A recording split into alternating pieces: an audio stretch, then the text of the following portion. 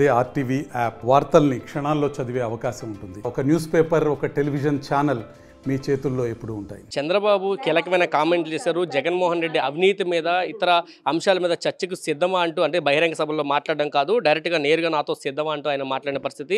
మనతో పాటు లక్ష్మీ పర్వత్ గారు ఉన్నారు. ఆయనతో మేడం, చంద్రబాబు నాయుడు గారు జగన్మోహన్ రెడ్డి వేదికల మీద మాట్లాడడం కాదు, ఆయన ఏం చేశాడో ఏంటో ప్రజలకు చెప్పాలి, డైరెక్ట్గా నాతో చర్చకు సిద్ధమా అంటూ సవాల్ విసిరిన పరిస్థితి ఎలా చూస్తారు? ఆయన ఎందుకు మా స్థాయి మేము చాలు చంద్రబాబుతో మాట్లాడటానికి. మా ముఖ్యమంత్రి గారు మా ముఖ్యమంత్రి గారు ఒక సవాల్ విసిరారు. మీరేం చేశారో మీరు చెప్పండి. పోనీ మా దాకా కూడా చర్చ అక్కర్లేదు. మీరే మీ డయాస్ మీదే ఎంతమంది జనాలు వస్తున్నారనే దాన్ని బట్టి మీరు ఏం పథకాలు ఇచ్చారనేది చాలా స్పష్టంగానే అర్థమవుతూ ఉంది. మీరు బాగా మంచి పరిపాలన అందించి ఉంటే ఈరోజు మీ సభలు కూడా లక్షలాది మంది వచ్చి ఉండేవాళ్ళు. కానీ వేల కుర్చీలు ఎందుకు మిగిలిపోతాయి అక్కడ? అందువల్ల దాన్ని బట్టి అర్థమవుతుంది. ప్రజల స్పందన బట్టి మీ పరిపాలన ఎలా ఉందో, మా పరిపాలన ఎలా ఉందో అర్థమవుతూ ఉంది. ఏం చేశాడు చంద్రబాబు నాయుడు అసలు ముందు వాళ్ళ మీటింగుల్లో చెప్పమనండి. మేము ఇది చేసాం గత ప్రభుత్వంలో, మా 5 ఏళ్ళు కాదు, ఆయన 14 ఏళ్ళ ప్రభుత్వంలో ఏం చేశామని ఒక్క పథకం గుర్తుంచుకునే చెప్పమనండి. నిన్న మా ముఖ్యమంత్రి గారు అదే ఛాలెంజ్ విసిరారు. మీ 14 ఏళ్ల పరిపాలనలో ఏ ఒక్క కార్యక్రమం గుర్తుంచుకోదగింది, ప్రజలు గుర్తుంచుకోదగింది మీరేం చేశారు? మీ గొప్పలు మీరు చెప్పుకోవటం కాదు. సెల్ ఫోన్ నేను కనిపెట్టాను, లేకపోతే స్వాతంత్ర ఉద్యమంలో మా పార్టీ పనిచేసింది, ఇలాంటి పిచ్చి మాటలన్నీ పిచ్చెక్కే ఇద్దరు తండ్రి కొడుకులు కూడా మాట్లాడుతూ ఉన్నారు. అంటే మతి భ్రమించింది వాళ్ళకి. అందువల్ల అలా కాదు, ప్రజలకి మీరు రియల్గా ఏం చేశారనేది స్పష్టంగా మీరు చెప్పండి. దానికి మా ముఖ్యమంత్రి గారే అక్కర్లా, నేను వస్తాను కావాలంటే, అత్తాళ్ళు ఎదురు పడతాం. ఏమైంది? లోకేష్ కూడా చెప్తున్నారు, జగన్మోహన్ రెడ్డి అక్రమాస్తులన్నింటినీ బయటికి తెస్తాము, జనాలకి మేము పంచిపెడతామని నిన్న శంకరరావు సభలో ఆయన మాట్లాడారు. లోకేష్ మాటలకి అసలు విలువ. ఇప్పుడు కేసుల్లో ఉన్నది ఎవరు? తండ్రి కొడుకులు. ఫుల్ ఫైబర్ నెట్ కేసులో ఎవడు? లోకేష్ ఉన్నాడు. దోపిడీ ఎట్లా అంటే ఒక పప్పు బెల్లాలు కనుక ఎట్లా పంచుకుంటారు అన్నట్టుగా పంచుకున్నారు తండ్రి కొడుకులు ఇద్దరు కూడా. ఫుల్ స్కామ్స్, 6 లక్షల కోట్ల రూపాయల ఫ్రాడ్ జరిగింది రాష్ట్రంలో. ప్రజల సొమ్ము దోపిడీ జరిగింది. కేసులు మొత్తం మరి కోర్టుల నిండా ఉన్నాయి కదా. మరి కోట్ల రూపాయలు పెట్టి పెద్ద పెద్ద హరీష్ సాల్వే ఇలాంటి లాయర్లను తెచ్చుకుంటున్నారు కదా. మరి అంతంత డబ్బు పెట్టి చేస్తున్నారు. వాళ్ళ ఫ్లైట్లు పెడుతున్నారు, స్పెషల్ ఫ్లైట్లు. మీరు స్పెషల్ ఫ్లైట్లు వేసుకొని తిరుగుతున్నారు. 2 ఎకరాల పెద్ద మనుషులకి మరి ఇవన్నీ కూడా ఎక్కడి నుంచి వచ్చినాయి? వాళ్ళు సమాధానం చెప్పాల్సిన అవసరం ఉంది కదా. ఇన్ని లక్షల కోట్లు అటు కాంగ్రెస్ పార్టీని కొంటున్నారు, ఇటు బీజేపీని కొనటానికి ప్రయత్నం చేస్తూ ఉన్నారు. మరి ఇంత డబ్బు మీకు ఎక్కడిది నాయనా? దానికి మీరు సమాధానం చెప్పాలా? అందువల్ల మీ బిజినెస్ ఏంటో ముందు మొన్న ఏపీ ఇది ఎవరంటే మన సిఐడి వాళ్ళు అడిగినటువంటి దానికి ముందు మీ ఆడిటర్ని తీసుకురండి.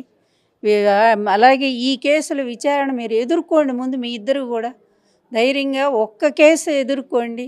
ఈ స్కిల్ డెవలప్మెంట్ స్కామ్ ఒకటి ఉంది కదా, దానిలో మీరు ఒక్క కేసు విచారణ ఎదుర్కొంటే నిజంగానే అందులో ఎంత సిన్సియర్ ఉందనేది కొంతవరకైనా అర్థం అవుతుంది. అలా కాకుండా టెక్నికల్ పాయింట్స్ పెట్టుకొని గవర్నర్కి చెప్పలేదు. ఒకే ఒక్క పాయింటేగా వీళ్ళు సుప్రీంకోర్టు దాకా పోయింది. అంతే తప్ప మేము తప్పు చేయలేదని చెప్పట్లేదు కదా. చెప్పడానికి కూడా హోప్లెస్ అక్కడ నిజం చెప్పాలంటే. అందువల్ల ఎందుకు మీరు కూడా మాట్లాడుతున్నారు జనంలోకి వచ్చి అంటే అసహ్యంగా ఉంది. వినటానికి కూడా అసహ్యంగానే ఉంది. జగన్ చాలా ఓపెన్గా అది ఎంత అన్యాయంగా మీరంతా ఇన్వాల్వ్ అయ్యి ఇంప్లీడ్ అయ్యి ఆయన మీద కేసు పెట్టించారనేది చాలా స్పష్టంగా కాంగ్రెస్ పార్టీ, చంద్రబాబు నాయుడు మీ ఇద్దరూ కలిసి అతని మీద పెట్టి కావాలని 16 నెలలు జైల్లో పెట్టినా కూడా ప్రతి కేసు కూడా ఈరోజు సిబిఐ ముందు విచారణలో ఉంది. ఒక్కొక్కటి కొట్టేస్తూ వస్తూ ఉన్నారు. ఆఫీసర్స్ అంతా దాదాపుగా నిర్దోషులుగా నిమ్మగడ్డతో సహా అందరూ బయటపడ్డారు. మరి వాళ్ళందరూ నిర్దోషులైనప్పుడు జగన్మోహన్ రెడ్డి ఏమి నేరం చేశాడు అది కూడా తెలిసిపోతుంది.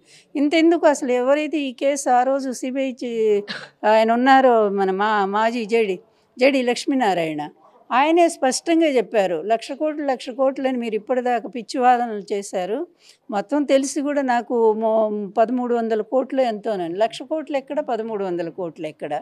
అందువలన ఇలాంటివన్నీ కూడా అబద్ధాలకి కేర్ ఆఫ్ అడ్రస్ చంద్రబాబు, అతని కొడుకు లోకేష్ కూడా ఒక నాయకుడిగా మాట్లాడితేనే జనం అసలు సహించలేకపోతున్నారు. చెప్పాలంటే నువ్వు ఒక నాయకుడివా? నీకు ఒక పదం పలకటం రాదు సరిగ్గా ఒక సబ్జెక్టు తెలియదు.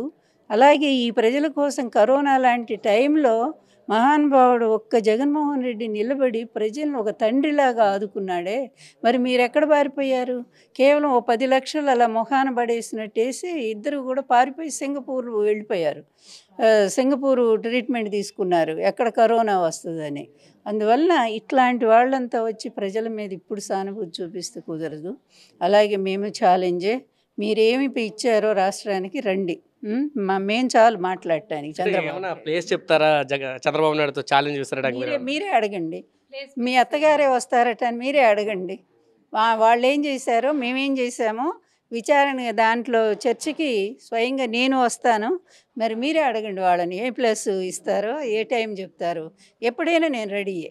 ఓకే, ఇది చెప్తున్నారు. చంద్రబాబు టైము ప్లేస్ చెప్తే చంద్రబాబుతో చర్చించడానికి తాను సిద్ధంగా ఉన్నట్టు లక్ష్మీపార్వతి చెప్తున్నారు. గత 14 ఏళ్ల కాలంలో చంద్రబాబు ముఖ్యమంత్రిగా చేసినప్పుడు ఏం చేశారో చెప్పాలంటూ కూడా అడుగుతున్నారు. ఈ 5 ఏళ్ల కాలంలో జగన్మోహన్ రెడ్డి ఏం చేశారో చెప్పడానికి సిద్ధంగా ఉన్నామంటూ చంద్రబాబు నాయుడికి సవాల్ ఇస్తున్నారు లక్ష్మీపార్వతి. కెమెరా పర్సన్ నానితో కలిసి RTV విజయవాడ నుంచి.